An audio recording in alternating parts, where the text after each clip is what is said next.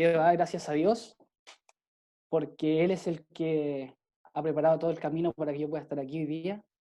Él puso un sueño una vez en mi corazón y abrió las puertas, ¿cierto?, para que pudiese estudiar, perfeccionarme en el área y, bueno, todo lo que tengo y todo lo que soy se lo debo a Él, así que para Dios, primero las gracias. En segundo lugar, darle gracias, bueno, a ti, Cristian, a Carlos Navarro por la consideración, por pensar en mí.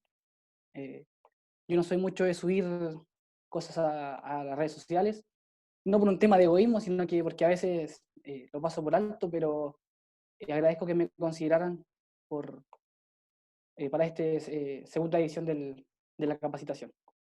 Bueno, el tema que me convoca son los aspectos a considerar en el proceso formativo del portero en series menores.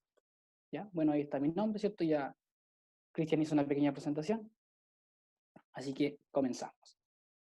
Bueno, lo primero que tenemos que tener muy en claro es que el niño portero no es un adulto en miniatura. Y quizás suena muy lógico, pero aún vemos colgados en internet muchos videos donde se le exige a niños hacer acciones físicas y técnicas que no son para nada acorde con su proceso de desarrollo. Es como tomar un entrenamiento de un arquero profesional, sea quien sea, de la alta competencia, y tratar de que el niño a la fuerza pueda replicar a cabalidad ese mismo entrenamiento. Y eso es un error, pero garrafal, ¿ya? Entonces, lo primero que tenemos que considerar es que, como dice ahí, el niño portero no es un adulto en miniatura en ningún aspecto. Entonces, es muy importante el respetar cada etapa de la formación del portero, a nivel físico, a nivel motriz, a nivel cognitivo, a nivel psicológico y también, bueno, me faltó ahí, pero a nivel social.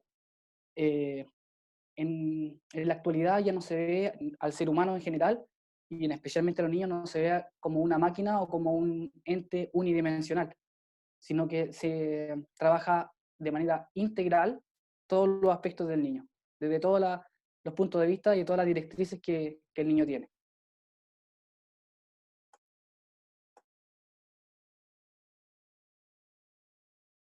Bueno, entonces, hay una imagen bien explícita. El proceso formativo es el cimiento de esta casa, ¿cierto? Ahí tenemos al constructor, al ingeniero, tomándolo nuestro rol de entrenador de arqueros, y desde esos cimientos, ¿cierto? Vamos a construir las paredes, los tabiques, el techo, hasta llegar a la cumbre de esta casa, que sería el alto rendimiento.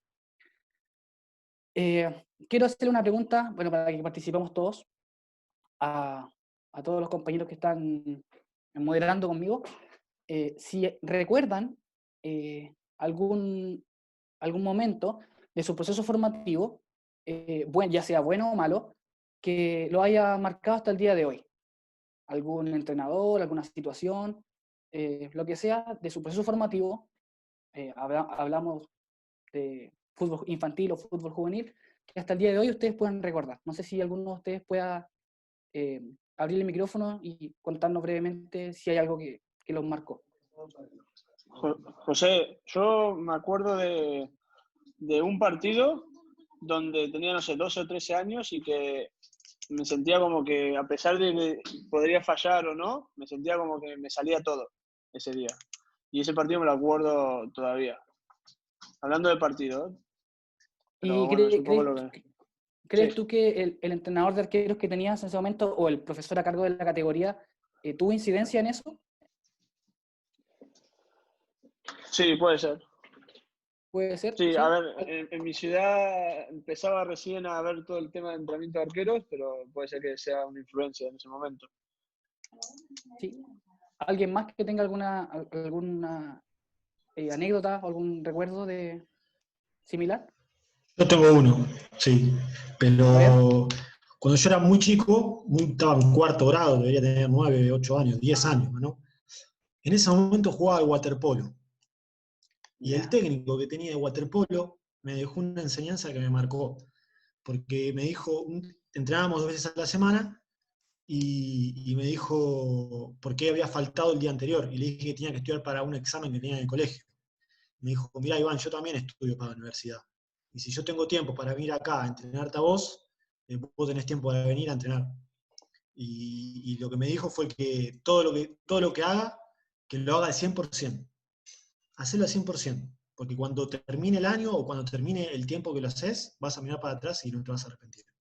Y la verdad que lo tomé, me quedó. Era chico yo y me quedó. Esa fue una de las cosas que me quedó de Fernando Scursoni, era el técnico, me acuerdo. Qué bonito que también lo puedan mencionar, Iván. ¿Y a qué quiero ir con esto? Que nosotros como ingenieros, ¿cierto? Como vemos en la foto, cada ladrillo que pongamos en esta casa, eh, entendiendo que la casa es el niño, va a quedar para siempre. Ya sea un ladrillo de buena calidad o un ladrillo de mala calidad.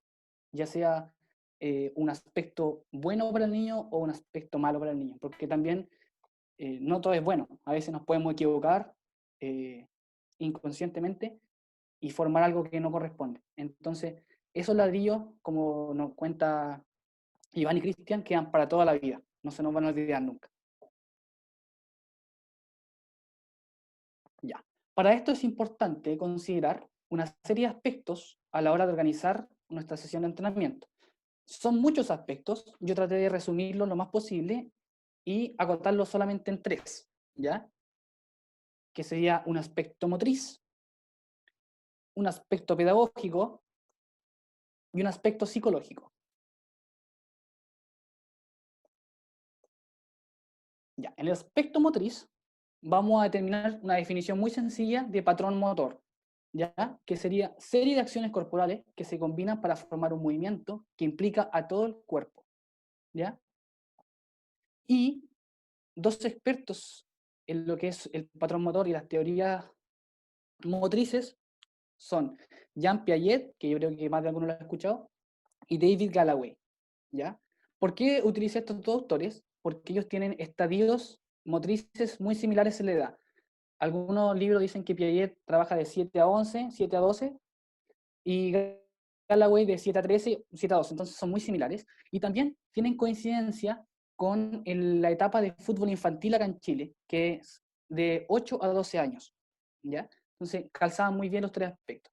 Entonces Jean Piaget tiene un estadio de 7 a 12 años, como dijimos, que se llama estado de operaciones concretas, ¿ya? Y Galloway lo denomina estado de habilidades motrices específicas. Para no llenarnos con definiciones, ¿cierto? Y ir un poco más a la práctica, junté los aspectos que coincidían de estos dos autores en el aspecto de desarrollo motriz. Entonces, ellos nos dicen que el niño empieza a desarrollar la noción espacial. ¿Qué es lo que es esto? Que es consciente de el adelante, el atrás, en la derecha, izquierda, y que es fundamental para, por ejemplo, la reposición o la ubicación del portero en la portería. 2, él comienza a controlar su cuerpo en movimiento. Ya empieza a ser un poco más coordinado, empieza a segmentar un poco más su cuerpo, empieza a controlar un poco más el tren inferior con el tren superior. Retiene 2 a 3 acciones. ¿Ya? Y esto es súper importante porque a veces en nuestra sesión de entrenamiento le damos, no sé, 4 o 5 acciones al niño. Tomada frontal, caída, luego reincorporación, luego una estirada alta. Y el niño en esta etapa está recién reteniendo 2 a 3 acciones. Entonces igual es muy importante considerar este aspecto al momento de planificar. Atrapa y lanza con mayor precisión, va de la mano con lo anterior. Ahora, a nivel cognitivo, asocia también de 2 a 3 elementos. Y ahí hay una pequeña sigla que quiere decir colores, números, letras, etc. ¿Ya? Entonces, él tiene la capacidad de asociar, pero solamente 2 a 3 elementos, que va de la mano también con lo que él puede ejecutar. Se empieza a desarrollar en mayor cantidad el aprendizaje vicario, que más adelante lo vamos a explicar. Bueno, Ale el otro día lo mencionaba, pero de manera magistral. El niño tiene que superar primero una fase para poder adquirir otra, ¿ya? Y el niño aprende de lo simple a lo complejo. De a poco hay que ir planteando una acción y esa misma acción ir complejizándola sin perder la base. Bueno, en el trabajo con nuestros porteros. Entonces, tenemos que, hay tres cosas fundamentales para mí en el aspecto ya más técnico, ya más específico del puesto, que son los fundamentos técnicos, coordinación y fuerza, y la familiarización con el medio, ¿ya?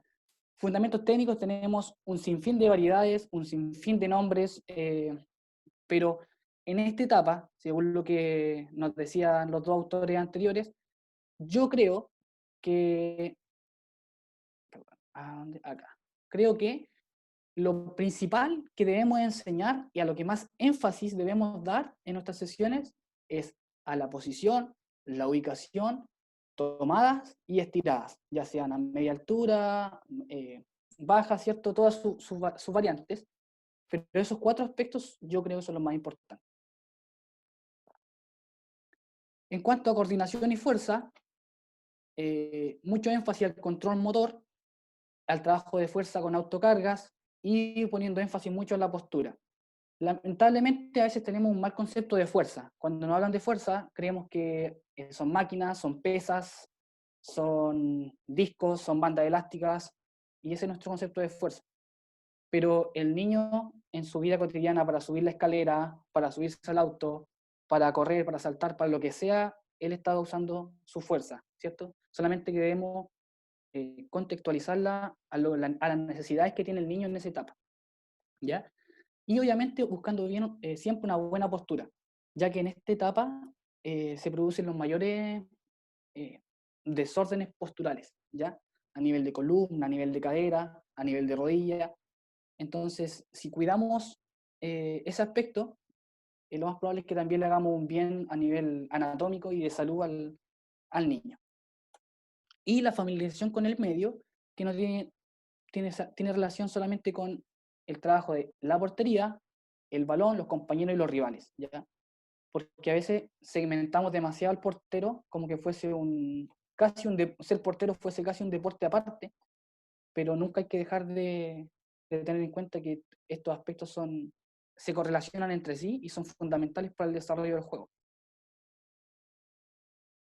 Bueno, en cuanto a la coordinación, aquí hay un pequeño ejercicio, ¿ya? Con un portero solamente, pero la ventaja de esto es que lo podemos aplicar según los materiales que tengamos con un grupo de 6, 8 porteros sin ningún problema. A nivel coordinativo, por ejemplo, este es un trabajo de una activación, y para evitar la movilidad articular que a veces a los niños es un poco tediosa, hicimos un pequeño juego con un balón pequeñito, ahí les voy a mostrar. Ustedes me avisan si se reproduce bien o si se pega. Yo lo veo bien. Ya. Primero, muy sencillo. Lancémonos el balón de manera frontal, ¿cierto? Sin ninguna complejidad. Luego empezamos a poner algunas condicionantes y hacerlo un poco más entretenido. Donde solamente tenemos que pimponear, por decirlo de alguna manera, el balón. Ahí está, si se dieron cuenta muy bien el gesto que yo le hago para que si él no me entiende lo que le estoy diciendo, al ver lo puede asociar.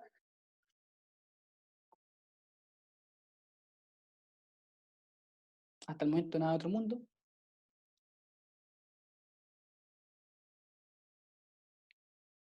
Ahí yo le doy un puntaje también. Digo que al que se le cae, ¿cierto? Pierde un punto, etc.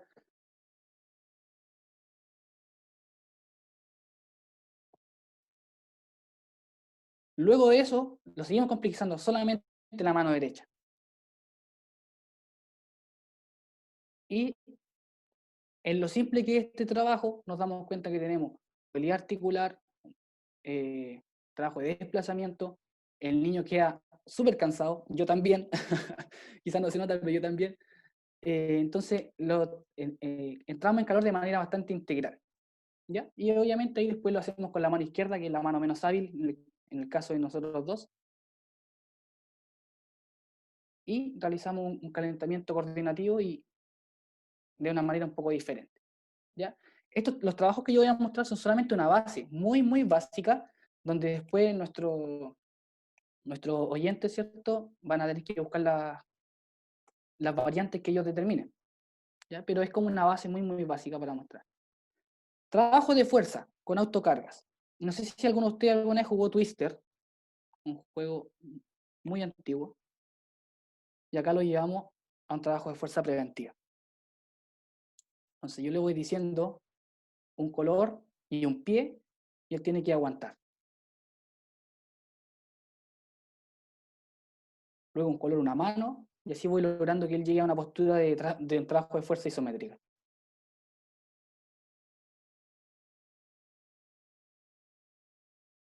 Luego aguantar un par de segundos, y luego viene la acción técnica, que puede ser una tomada frontal, una tomada baja, una estirada, lo que ustedes quieran en ese momento. Pero lo importante es que, voy a ponerle pausa justo en el momento, que comenzamos trabajando equilibrio, y el momento que está en 4 apoyos ya es un trabajo isométrico. Tal cual hacemos planchas a nivel ya más grande, pero el niño al final no se da cuenta que está trabajando de esa manera, sino que lo hace todo de manera lúdica. Posición. Un trabajo igual súper simple, donde tratamos de jugar.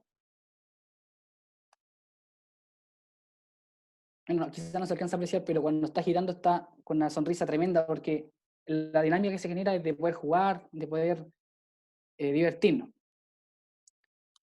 Y si se dan cuenta, solamente el giro es para desorientar. Yo le digo un color, él tiene que encontrar el color en ese círculo, posicionar, reposicionar y recibir el balón. Como les digo, las combinaciones técnicas que ustedes pueden dar acá son infinitas. ¿Qué me interesa acá? El trabajo de la posición de su cuerpo.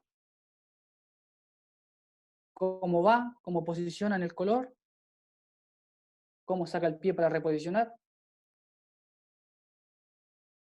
Y esas cositas obviamente se van corrigiendo a medida que se van encontrando.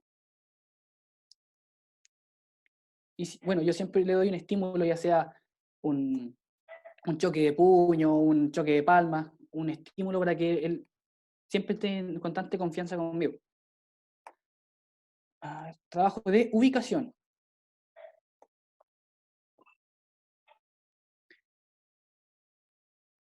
Le doy una pequeña tarea donde él tiene que ordenar las pelotitas de colores con los platos de colores que coincidan, y luego tiene que ubicar cerrando la bisectriz y resolver el balón.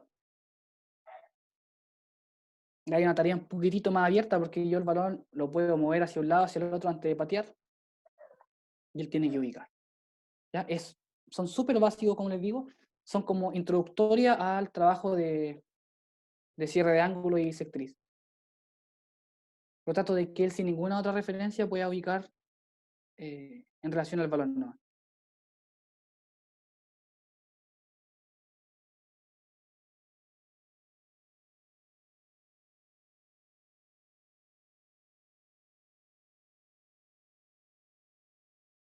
Por ejemplo, ahí le hice una corrección en cuanto a cómo espectaculares.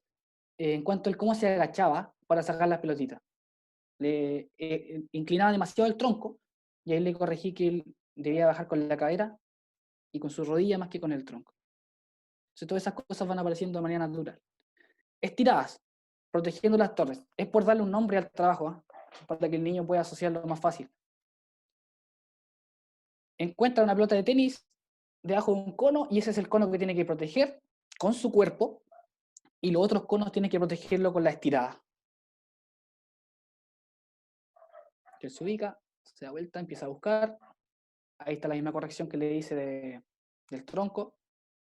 Encontró la pelotita y protege los otros dos conos. Si es al medio, yo busco cualquiera de los dos. Si es a la derecha, yo busco a la izquierda, y viceversa. Si ustedes dan cuenta, él está siempre atento, siempre expectante a lo que va a pasar. Y eso me genera también una instancia de aprendizaje mucho mayor. Hay algunas correcciones, ¿cierto? Le corregí el desplazamiento, le corregí la reincorporación de balanza, el pie empuje. Son cosas que van apareciendo durante el entrenamiento. Y así hacemos que no sea tan analítico el trabajo, sino que un poco más lúdico. Les vuelvo a repetir, son bases muy, muy básicas. Ustedes son los que, si les gusta la propuesta, tienen que buscar algunas variantes. El aspecto pedagógico. El fútbol debe crecer juntamente con el portero. ¿A qué me refiero con esto? A lo mejor también es muy básico, pero acá en Chile por lo menos sobre todo en fútbol amateur, se da mucho. El portero tiene que tener una portería acorde, un balón acorde, una cancha acorde, cantidad de jugadores acorde a su edad, ¿ya? Pero acá, no sé si en donde estén ustedes se da, pero acá se da mucho que aún vemos niños de 7, 8, 9, 10 años jugando en una cancha de fútbol 11, con portería de fútbol 11, con balón de fútbol 11 y con 11 jugadores por el lado, en donde el portero toca una vez el balón y le hacen 10 goles, porque no hay más instancia para poder interactuar con él. Y es tan grande los espacios que no se le permite más. Entonces, para mí es muy importante que el fútbol crezca junto con el portero. Y en el aspecto pedagógico tenemos 3 puntos, que son la planificación eficaz, el también poder conocer algunos métodos de enseñanza y también los tipos de aprendizaje que tienen los niños. Una planificación eficaz tiene que contener objetivos, contenidos, una organización y una secuencia metodológica. En los métodos de enseñanza tenemos el que todos conocemos, ¿cierto? Analítico, global, mixto. Y también tenemos algunas formas de dirección, que sería el mando directo, asignación de tareas, que Iván lo mencionó en su exposición, perdón, el descubrimiento guiado y la resolución de problemas. Y en tipos de aprendizaje tenemos los 3 más rudimentarios, que sería el condicionamiento clásico, el condicionamiento operante y el aprendizaje vicario.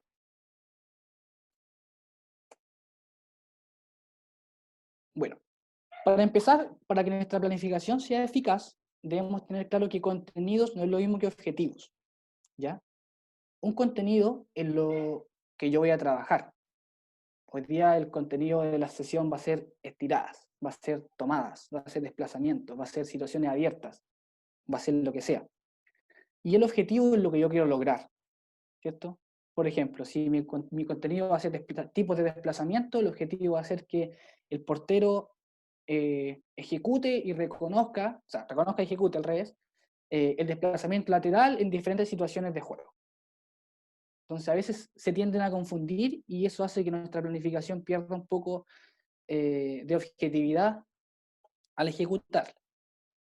¿Ya? Debemos tener una organización muy sencilla, donde nuestra sesión tiene que tener un inicio, un desarrollo y un cierre, y en cada uno de estos aspectos tienen que tener en el inicio, obviamente, la bienvenida, el calentamiento, en el desarrollo, ya el contenido y el objetivo a desarrollar, y en el cierre, si se pueden dar situaciones un poco más de juego, por ejemplo, va de la mano con lo que conversábamos al principio del calentamiento. Si el niño a veces quiere, no, profesor, juguemos a esto o hagamos esta actividad, se puede dar en el cierre, ¿cierto? Junto después con algún tipo de relajación, de elongación y algún feedback al nivel que corresponde. En cuanto a la secuencia metodológica, hay muchos pasos, pero se pueden resumir de buena manera en 4, ¿ya? Que sería la explicación, la demostración, que está subrayado, porque como vamos a ver más adelante, el niño aprende en esta etapa de mayor manera observando, imitando, la ejecución del movimiento y la corrección, que también está subrayado porque también es muy, muy importante, y también la destaco porque es la única forma en que el niño pueda entender qué hizo mal y también puede entender cómo se hace bien el movimiento. Y la comunicación, ¿ya? Un lenguaje práctico y muy fácil de asociar. Recordar que estamos trabajando con niños de 7 a 12 años, y si lo subdividimos de 7, 8, 9, y luego tenemos otra etapa de 10, 11, 12. Ya entonces, sobre todo en la primera etapa, el niño asocia muchas cosas. Tenemos que buscar un lenguaje que sea fácil para él. Comunicación. Más importante que tener la información es saber comunicarla.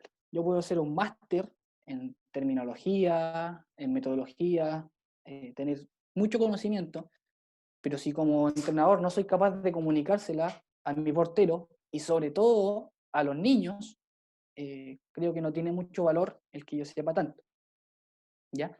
Así que aquí quiero que me ayuden, quiero que participemos todos. No sé si está, a ver, Ale, ¿está por ahí? Alejandro.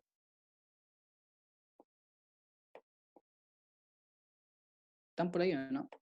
Sí, acá estoy. Perdón, no Ya. estaba con todo apagado. No, no te preocupes. Si me puedes ayudar. Mira, vamos a jugar un poquito, a ser niños, y quiero que Dale. me ayude a asociar la imagen con qué gesto técnico se puede parecer. ¿Ok? A ver, dale.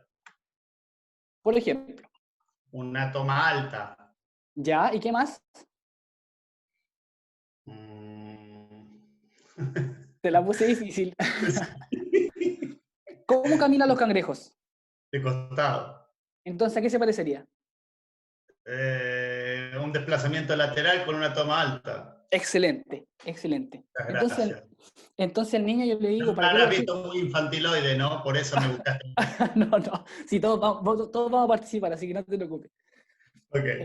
Entonces el niño, a veces, el decirle un desplazamiento lateral, una toma alta, una doble traba, no sé, un término demasiado técnico, lo más probable es que el niño le diga, ¿entendiste? Y el niño va a decir, sí, pero al momento de ejecutar nos vamos a dar cuenta que no entendió.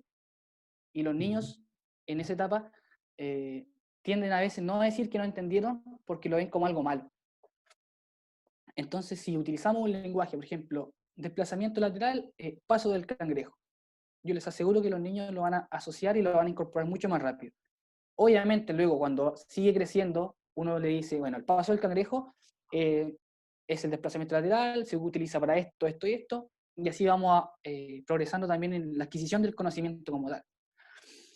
Gracias, Ale. Nada. Memo, ¿está por ahí? Aquí estoy. Ya, Memo, a ver qué te toca a ti. A ver. En el tema de la comunicación con el chico. Sí, en esa imagen que apareció ahora, que es un vaquero, ¿a qué gesto técnico crees que se puede asociar? A un posicionamiento inicial. Excelente, excelente, un 7. ¿Cierto? Tenemos que hay una semiflexión de rodilla, una semiflexión de cadera, manos al costado y a la mitad del cuerpo, y siempre atento a disparar, en este caso el vaquero, pero nosotros siempre atentos a accionar al balón. Muy bien, Así es. entonces puede ser en vez de posición básica, posición inicial, posición basal, posición vaquero. Había un profe acá en Chile igual que se llama Juan Carlos Gutiérrez, que una vez dijo posición de gato cazando al ratón. Y queda mucho más claro para el niño el poder asociar el gesto técnico. Muy bien, Memo, a la primera. Juanjo. Perdón, yo nomás para complementar un poquito ahí, José, antes de ¿Sí? que hable Juanjo, te digo, lo asocié muy rápido porque fíjate que en este tema de la comunicación con el niño, muchas de las ocasiones yo le decía eso, que pusiera las manos como si fuera a sacar unas pistolitas, o sea, en posición, viendo las palmas hacia los muslos. Digo, haz de cuenta que vas a sacar unas pistolitas rápidamente cuando vas a bloquear o a sujetar un balón. Por eso la asocié rapidísimo. Excelente, excelente. Gracias, Memo. Juanjo. Ya, Juanjo, Ahora vamos a ver estoy. cómo te va con la imagen, a ver. Vale, es Sí, un soldadito. un soldadito. Quítale el arma, obviamente, y ponle un balón en las manos. Pues sería aunque está en frontal, pues lo podrías asociar a una caída lateral, estirando los brazos o O un blocaje con caída frontal también. por la posición de las piernas. Entonces, al niño, sobre todo en la posición de las piernas, porque a veces quedan con las piernas estiradas, quedan con las piernas una sobre otra. Sí, Y justo. ahí, posición de soldado, queda muy, muy, muy claro. ¿Ves? Excelente. Diste en el clavo. ¿Quién más nos va a ayudar? Carlos Navarro nos va a ayudar. Mi querido amigo Carlos. Veamos. Oh, te tocó las más difíciles. Uy, esa es buenísima, ¿eh? Pongo, Memo, no puede poner su niño ya. pongo muchos ejemplos con esa, ¿eh? ¿Se quiere repetir el plato, Memo? Bien, Memo, tirando un centro. Dora la Exploradora. Siempre que veo eso, yo les digo a los muchachos si no han visto Dora la Exploradora. Bueno, yo lo asocio con un embolse, como si fuera una palita que fuera a escarbar al piso. ¿Sí? Entonces que ponga las manos como una excavadora, como si fueran a escarbar en el piso, dejan entrar la pelota y cierren la excavadora. Excelente, muy bien. ¿Por qué? Porque los principales errores que se producen en el gesto de embolsada es la posición de las manos, que a veces las abren y las cierran de manera lateral, pero acá la excavadora, el único movimiento que tiene es de abajo hacia arriba, entonces queda súper claro también para el niño. O dejan las Yo manos en utilizo el posición ejemplo de pared. palito. También, ¿sí? El mismo principio. Entonces, excelente. Y Leandro, si nos puede ayudar.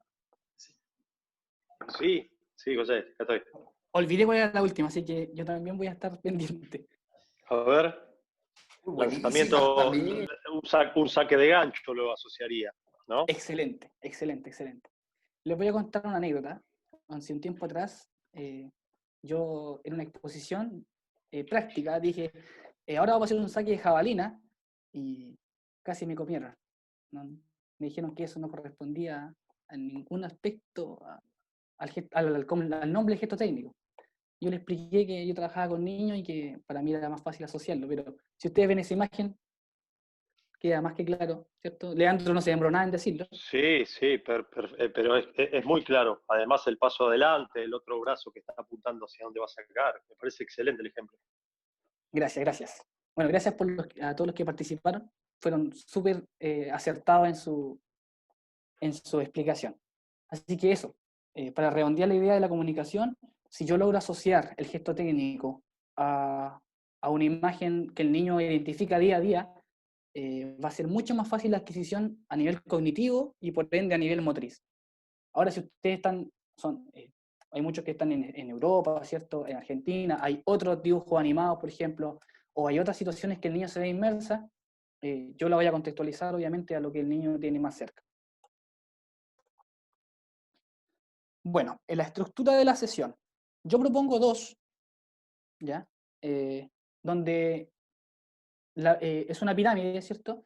Donde la punta de la pirámide es lo analítico, que puede ser el principio de la sesión, y que de a poco se va abriendo a lo más mixto o a lo más global, ¿ya? Para siempre terminar con una actividad muy lúdica de juego o de realidad de juego, entre comillas.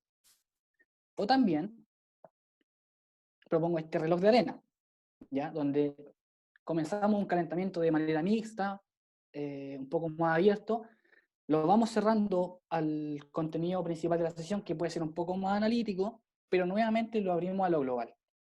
Si se dan cuenta, en las dos estructuras, lo analítico tiene un rol secundario, por decirlo de alguna manera. ¿Ya? No quiero decir que lo analítico no sirve, para nada, jamás. Sí, yo trato de darle un rol un poco menos protagónico que lo global y que lo mixto. ¿Ya?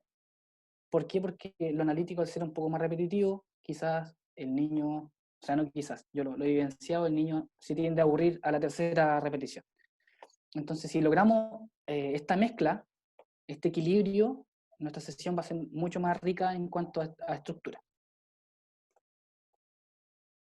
Bueno, teorías de aprendizaje, no los voy a llenar con conceptos ni nada, pero es para que tengamos más que nada una noción básica. ¿Cómo aprende el niño? El niño puede aprender a través del condicionamiento clásico, que no tiene nada más relación con el estímulo y la respuesta del niño. Yo le doy un estímulo para conseguir una respuesta, ¿ya? Son respuestas repetitivas en relación al estímulo y hay una asociación simple, de 1 a 1, estímulo, respuesta. Sería todo. Tenemos el condicionamiento operante, que su principal función es darle no un estímulo, se me fue la palabra, la tengo acá. Un refuerzo, ya sea positivo o negativo al niño, para poder condicionar una respuesta. Por ejemplo, un premio, lo conversamos con Carlos ayer, un castigo, aunque no es lo primordial, pero esta teoría sí lo propone. Entonces, condicionar de manera positiva o negativa la respuesta que yo quiero obtener en el niño. Por ejemplo, para llegarlo a la cancha, si los niños quieren terminar con alguna actividad especial, yo le digo, ya, vamos a trabajar de esta manera, lo vamos a hacer súper rápido para que nosotros podamos trabajar esa actividad. Y los niños están condicionados, ¿cierto?, a que van a terminar con eso y trabajan de buena manera durante la sesión. ¿Ya? Tenemos el aprendizaje vicario, aquí me quiero detener un poquito más. El aprendizaje vicario es el aprendizaje por imitación. ¿Ya? El niño ve y trata de reproducir o imitar lo que ve.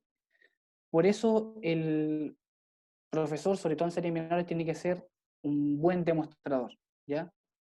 Para que lo que el niño pueda adquirir sea de buena calidad, ¿ya? Pero ojo, muchas veces creemos que el aprendizaje vicario es solamente que el niño nos vea hacer, pero si el niño no logra hacer, no logra reproducir, no es aprendizaje vicario, porque no lo adquirió, ¿ya?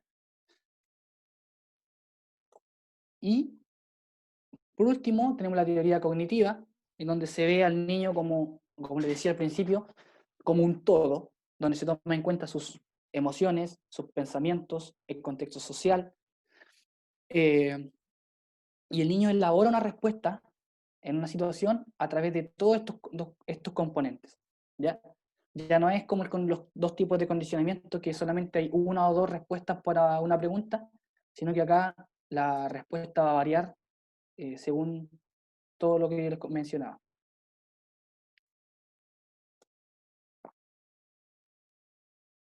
Bueno, y algunos métodos de enseñanza, como el que todos conocemos, ¿cierto?, de manera analítica, global, mixta, pero aparte de esto, tenemos formas de dirección en relación a estos métodos de enseñanza, que serían 4. Tenemos el mando directo, donde el portero realiza una acción indicada por el profesor en un ambiente controlado. O sea, yo le digo, haga esto, ejecute esto, y el niño lo hace, ¿ya? Que tiene mucha relación con lo analítico. Tenemos la asignación de tareas, en donde se le delega la responsabilidad al portero, otorgándole un rol de manera más libre. Esto sucede mucho cuando hay grandes grupos de porteros. Por ejemplo, si tengo 8 porteros, fácilmente puedo hacer 2 grupos de 4, y el que tiene quizás mayor habilidad o está en un nivel superior, lo puedo dejar como, entre comillas, monitor, y va a ser el que le va a dar el aprendizaje y va a dirigir esa tarea en los 2 grupos, ¿ya? Tiene mucho que ver con la distribución de los niños en la sesión de entrenamiento. Tenemos el descubrimiento guiado, que consiste en dar preguntas o indicios ordenados de manera tal que conducen de forma segura y gradual hacia el resultado esperado. En palabras simples, yo al niño le planteo interrogantes y dejo que él encuentre la respuesta. Por ejemplo, ejecuta una acción técnica, puede ser una estirada, y hay algo que hay que corregir. Por ejemplo, la posición de las manos. Se le suelta el balón y yo le digo al niño, ¿por qué crees tú que se te soltó el balón? Y el niño va a pensar y va a decir, quizás puse mal las manos, quizás puse, no sé, una más arriba que la otra, etcétera, etcétera.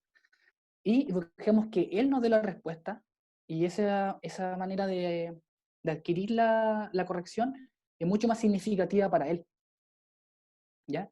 Así que es más que nada eso, el generar las interrogantes correspondientes para que él sea el mismo encuentre la respuesta. Y por último, la resolución de problemas, que tiene que ver con lo global, con las situaciones más abiertas, donde el profesor entrega una situación y el niño el que debe buscar las soluciones posibles. Y eso también es súper interesante porque el niño se da cuenta que no solamente para una situación hay una posibilidad, sino que se da cuenta que hay un abanico de posibilidades, y eso es lo que, como hemos conversado todos estos días, me va a acercar mucho más a la realidad del juego, donde nada se repite 2 veces. Yo por lo menos no he visto hasta el día de hoy una acción, una elaboración, por ejemplo, de un gol que sea igual. Así que ahí el niño, de manera gradual, obviamente, en relación a la capacidad de comprensión que él tiene, se va a empezar a dar cuenta de que para una situación hay muchas respuestas, ¿ya? Y ahí él tiene que buscar la adecuada.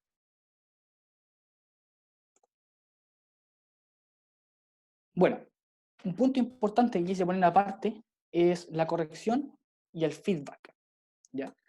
Así que teníamos una portería acá que tiene 6 puntos muy importantes, ¿ya? Punto 1, la corrección y el feedback deben ser específicos y no generales. ¿A qué me refiero con esto? Que si el niño comete un error, por ejemplo, en la tomada y es gol, no le puedo decir, hey, fue gol, ¿qué pasó? Porque el niño no va a entender por qué fue gol. Entonces yo debo decirle, mira, fue gol porque pusiste mal las manos, no sé, no cerraste el triángulo, no cerraste el rombo, y por eso fue gol. Entonces el error fue en tus manos. Es específica la acción y no general, ¿ya? Debe ser constructiva y no destructiva, en ningún caso, ¿ya? Siempre para que el niño entienda que debe mejorar ese aspecto, pero no que ese aspecto está mal. No poniendo el énfasis en que, claro, aunque suene repetitivo, pero aunque no poniendo el énfasis en que él cometió un error, sino que ese error puede ser una oportunidad de poder corregirlo. Punto 3, debe ser temprana y no tardía. ¿Qué quiere decir esto? Que en el momento que el niño comete el error, se produce la corrección y el feedback, ¿ya?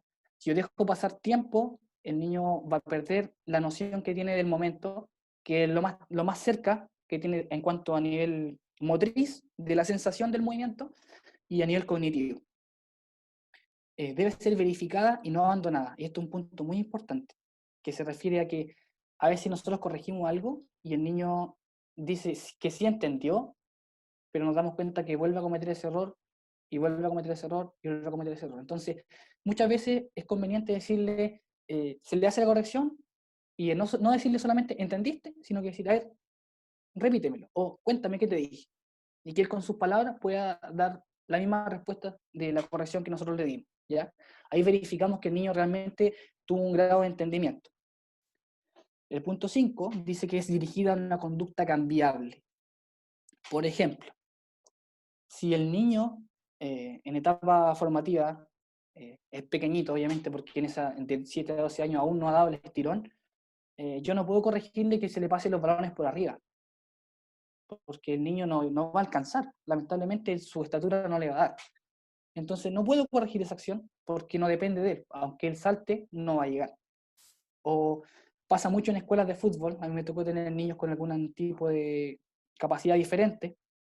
Entonces, por ejemplo, si él tenía un problema en un pie y por eso no tenía una ejecución correcta de un pase, por ejemplo, con su perfil derecho, yo no podía ser tan tajante en corregir eso porque no dependía de él, sino que había un tema físico, ¿ya? Entonces, por eso siempre se debe dirigir la corrección y el feedback a una conducta cambiable, ¿ya? Y por último, un error a la vez. Si el niño cometió 3 errores en una acción, yo busco el que sea más predominante y lo corrijo. Y así sucesivamente. Pero si yo le voy a decir, no, pusiste mal en las manos, pusiste mal en el pie, cargaste mal, caíste mal, el niño al final no va a quedar con ninguno de los 4 conceptos que yo le di, ¿ya? Bueno, eso. Tenemos el aspecto psicológico, ¿ya? Como último aspecto. Y quise tocar 4 puntos sin ser psicólogo, dejando súper claro eso, pero sí buscando siempre buena asesoría por profesionales del área. Quise tocar 4 aspectos. Bueno, el primero es la motivación.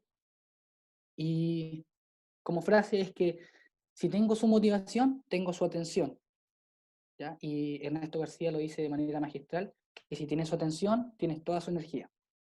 Entonces, si yo quiero que el niño esté 100% compenetrado con la sesión, tengo que tenerlo motivado, ya sea con mi actitud, ya sea con lo que le presento como sesión de entrenamiento, pero si tengo su motivación, lo atrapé. Y eso es súper importante. Un niño motivado es un niño que siempre quiere entrenar. Hay que lograr que el niño se vaya del entrenamiento queriendo volver mañana, pasado mañana, la próxima semana, cuando sea el otro entrenamiento. Que se vaya diciéndole a su papá, no, yo quiero volver acá, quiero volver a esta escuela o quiero volver a entrenar en el club donde estoy, etc. ¿Ya? Lograr que el niño por sí solo genere esa motivación intrínseca. Y por último, la motivación en el portero logra contagiar a los compañeros. Tenemos más que claro todos los que estamos acá que el portero es un líder, ¿ya? Y si el portero está motivado, va a tener una incidencia en sus pares muy positiva, ¿ya? Se va a generar esa confianza también que tiene relación con la autoestima que vamos a ver más adelante. En cuanto a las emociones, tenemos una pelea constante, sobre todo en esta edad, y los que trabajamos con niños, ¿cierto?, lo pueden corroborar, es la frustración versus la resiliencia. El niño está muy propenso a emociones y pasa de una etapa en donde está recién reconociendo el mañana y el ayer. En la etapa anterior, menor de 7 años, el niño solamente reconoce el hoy. Entonces está en esta etapa recién entendiendo que existe el mañana, existe también el ayer y proyectándose. Entonces es muy propenso a la frustración porque cree que lo que pasa hoy es el todo. No hay más que eso. Entonces, ¿cómo trabajamos la frustración y cómo hacemos al niño un poco más resiliente? Tenemos que entender que las emociones son adaptativas. ¿Qué se refiere a esto? Que no hay emoción mala. Que si el niño tiene pena, no debemos decir, no, no tengas pena. Porque no estamos logrando nada y estamos inhibiendo su emoción. Si tiene pena, hay que preguntarle por qué tiene pena. O si está contento, no decirle, ah, qué bien, me parece, sigamos con la sesión, sino que, cuéntame, ¿por qué estás contento? Y que el niño pueda desarrollar esa emoción de buena manera para darle paso a la siguiente emoción, por decirlo de alguna manera. Aquí voy con esto. En que, por ejemplo, muchas veces pasa que el niño sale triste de un partido porque cometió un error, nosotros le decimos, ya, vale, no pasa nada. Y el niño no logra descargar esa emoción y queda con esa pena y con esa frustración durante toda la semana. Entonces, nosotros qué debemos hacer, decirle, sí, está bien, cometiste un error lo comete cualquiera, darle un argumento para validar esa emoción y así el niño puede entender que no es malo. Pero a veces con las emociones, entre comillas, negativas, nosotros tratamos de taparla y evitar que el niño pueda desarrollarla de manera correcta. Otro punto importante en la emoción es no ver el error como algo negativo, sino que como una oportunidad de aprendizaje. ¿Ya? No poner el énfasis en que errar está mal, sino que el errar es un escalón súper importante para yo poder aprender y no volver a errar en eso mismo. Y manejar la presión frente al error, no etiquetar los errores, ¿ya? Y validar el error y no la conducta. ¿A qué voy con esto? Lo que le decía de las emociones. O sea, ¿se puede equivocar? Sí, se puede equivocar y se va a equivocar muchas veces en esa etapa, demasiadas veces. Entonces, yo valido que el equivocarse, sí, está bien, pero no valido que se vuelva a equivocar siempre. ¿Ya? Tenemos autoestima, y en lo personal, yo no hago creer al niño que es el mejor portero del mundo, pero sí lo hago creer que es el más importante. ¿Ya? A veces cuando hacemos creer al niño que es el mejor, crea un efecto contrario, pasa a llevar a sus compañeros, no los menosprecia, porque en esa etapa no hay ese tipo de situaciones, pero sí es un poco cruel. Entonces yo no le digo que es el mejor, pero sí que es importante, lo hago sentir eso. ¿Ya? Le delego responsabilidades, ¿cierto? Acorde a su nivel de liderazgo, y también potencio su función frente al equipo para que el equipo lo valide. Pasa hasta en fútbol profesional o en fútbol más adulto, que el portero tiene un error y lo crucifica, ¿ya? Entonces, ¿qué hacemos con esto? Validarlo frente a su compañero, entender que si el compañero que es delantero y erró un gol, es tan importante o tiene el mismo valor que si yo cometo un error y me hacen un gol, ¿ya? No jerarquizar los errores. Y por último, nuestro rol, que es súper importante, primero como promotor de valores, dentro y fuera de la cancha. Lo conversábamos con Carlos ayer. Quizás muchos de los niños que nosotros tenemos en escuela o en fútbol joven o en fútbol infantil, en fútbol formativo, no van a ser futbolistas profesionales, pero sí van a tener, van a tener valores que le va a servir donde ellos se desenvuelvan. Por eso me gustó mucho lo que dijo Iván, el recuerdo que tenía, que hasta el día de hoy le sirvió. Me imagino que en todos los aspectos de su vida lo ha podido aplicar. Entonces, tenemos que promover todo tipo de valores: responsabilidad, respeto, disciplina, puntualidad, para que desde esa base, desde esa edad, ellos puedan tener esas conductas ya adquiridas. ¿Ya? Tenemos que tener siempre una actitud positiva en cuanto a lenguaje y en cuanto a imagen. Por ejemplo, un detalle súper simple que a veces pasamos por alto es que yo no puedo llegar, por poner un ejemplo muy burdo y muy coloquial, con un buzo roto o un buzo sucio a entrenar. No puedo llegar con mis guantes rotos, con mis guantes sucios, porque el niño observa todo. Ellos nos miran de pies a cabeza desde que llegamos hasta que salimos. Entonces, ese tipo de cosas también marcan a los niños. Y obviamente nuestro lenguaje tiene que ser, aparte de acorde, como lo vimos anteriormente, un lenguaje que corresponda a un profesional del área. No, en ningún motivo, por ningún motivo, tener una palabra de un doble sentido o un garabato frente a los niños. Jamás, jamás, jamás, jamás. Eso nos va a desacreditar totalmente delante de ellos, ¿ya? Y en cuanto a la actitud positiva y al lenguaje, tenemos el efecto Pigmalión, que es un efecto en psicología más que probado, que quiere decir que nuestro lenguaje crea realidades. Entonces, si mi lenguaje es positivo frente al niño, lo más probable es que cree una realidad positiva y una predisposición positiva al trabajo.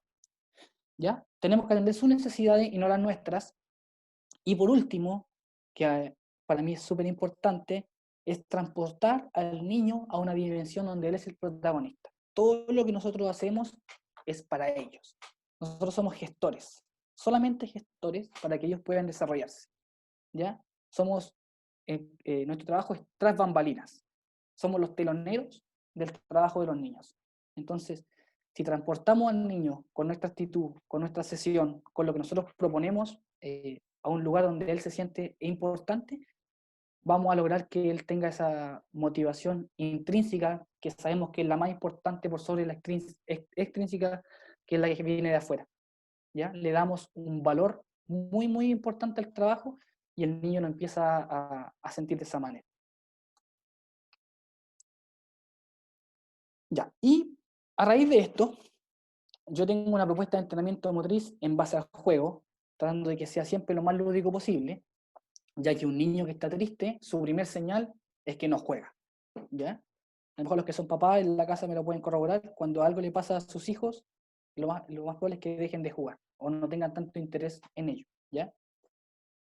Entonces el juego es una herramienta integral en el desarrollo motor del niño en etapa formativa, ¿ya? Y cumple algunos objetivos principales. El juego tiene un objetivo motor, un objetivo cognitivo, un objetivo psicológico y un objetivo social.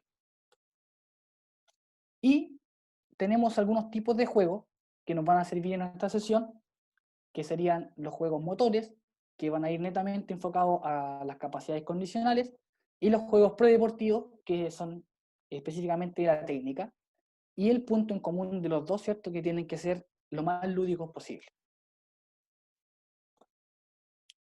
Bueno, beneficios y aplicaciones. 1. Los juegos desarrollan las habilidades motrices básicas de manera espontánea y natural, ya que es lo que nosotros necesitamos. No necesitamos crear robots, sino que niños que puedan controlar su cuerpo de manera natural en relación a las acciones de juego. Punto 2. Desarrollan su personalidad. Punto 3. Desarrollan habilidades sociales, la colaboración, la cooperación, según nosotros cómo planteamos el juego. Es motivador, es divertido, es estimulante, es emocionante. Trabajamos con la imaginación de los niños. Generan un ambiente propicio para el aprendizaje, pues si yo no estoy a gusto en un lugar, lo más probable es que no aprenda nada o la adquisición de conocimiento sea muy baja, porque no tengo ningún interés.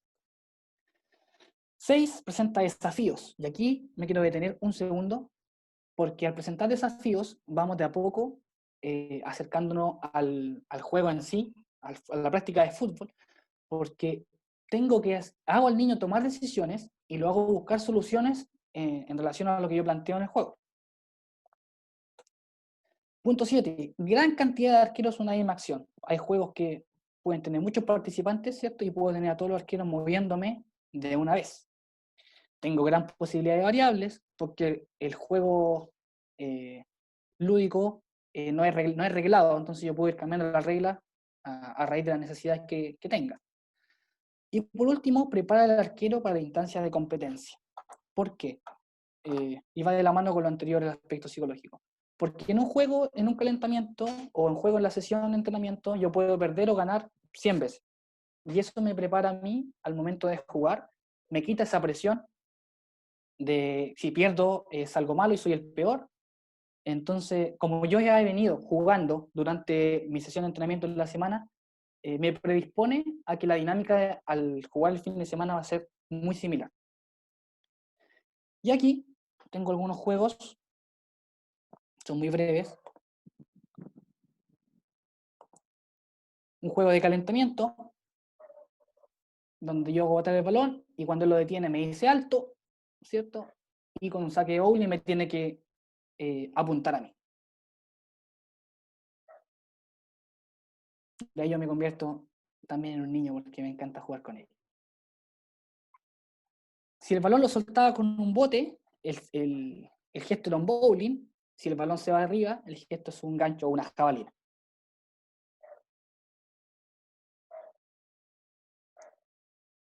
Y como les digo, ahí estoy con un arquero, pero podemos tener cantidad de arqueros en este juego tremenda. Podemos meter 1, 2, 3 balones.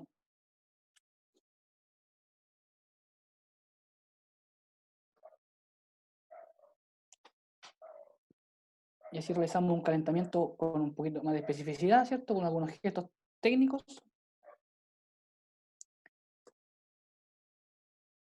Acá tenemos otro juego, donde yo le lanzo una pelotita, tienen que dejarla en el color que corresponda, y luego tenemos una tomada. Ahí el gesto técnico de acople puede ser el que ustedes quieran, el que ustedes busquen. Como digo, son plantillas de juego muy sencillas, donde yo le puedo ir agregando cosas. Ahí hay dentro de lo mismo una corrección de cómo tiene que dejarla,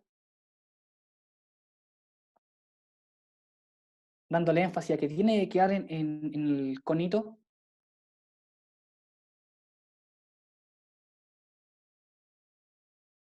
dándole énfasis con qué mano tiene que dejarla.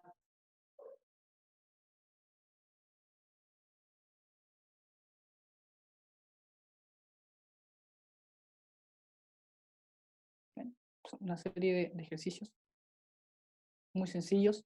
Acá tenemos otro,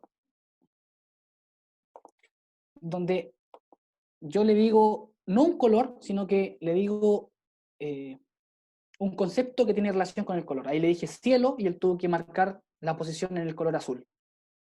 Y luego, con un saque de bowling, tiene que botarme los pinos, ¿cierto? Que en este caso son conos, al igual cuando juegan bowling. Ahí, por ejemplo, le dije abeja, creo, fue a la amarilla, recibe el balón y tiene que buscar. Perdón lo rudimentaria de mi estirada, pero la idea se entiende.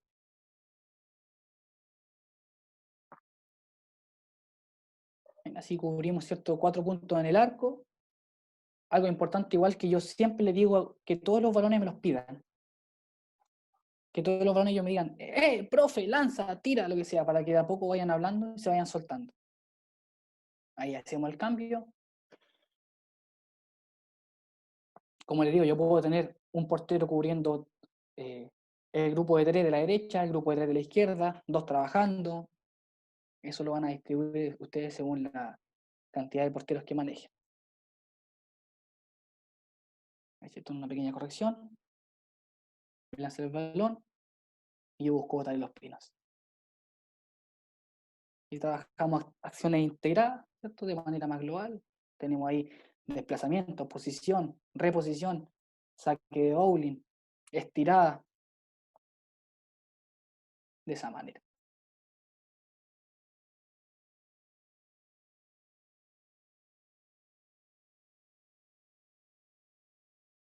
Y lo hacemos un poquito más lúdico, no tan analítico. Y por último, a jugar.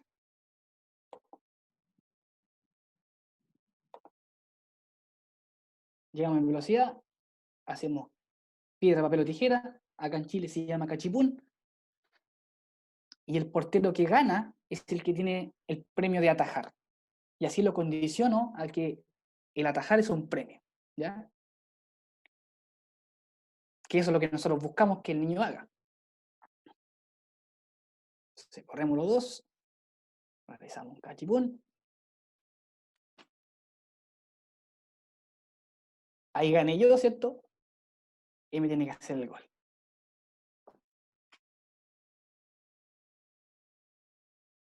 Ahí yo repito la misma acción que hace él en la primera.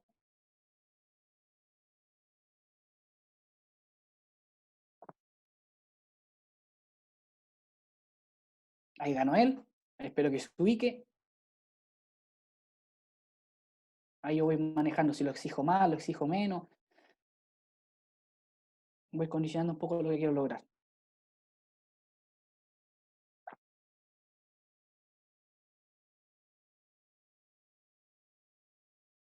Hay un saco de papas que cayó ahí al suelo. Creo que esta es la última. Trato de buscar el pique antes y lo corta justo antes de que dé el segundo bote y lo pille. Entonces ya es para un cierre de una sesión donde ya es más abierta la situación, pasan muchas cosas. Tratamos de a poquito, dentro de lo posible, acercarnos al juego. Ahí metió una mano cambiada, pero muy, muy bueno. Yo también disfruto mucho el verlos disfrutar a ellos. Bueno, tengo algunas fotografías del trabajo que se hace en la semana. Acá en el sector donde vivo yo, en Concepción, es muy lluvioso en el invierno, así que a veces quedamos todos mojados. Y eso sería mis muchachos, el trabajo que yo hago y la propuesta que quería compartir con ustedes. Así que muchas gracias por su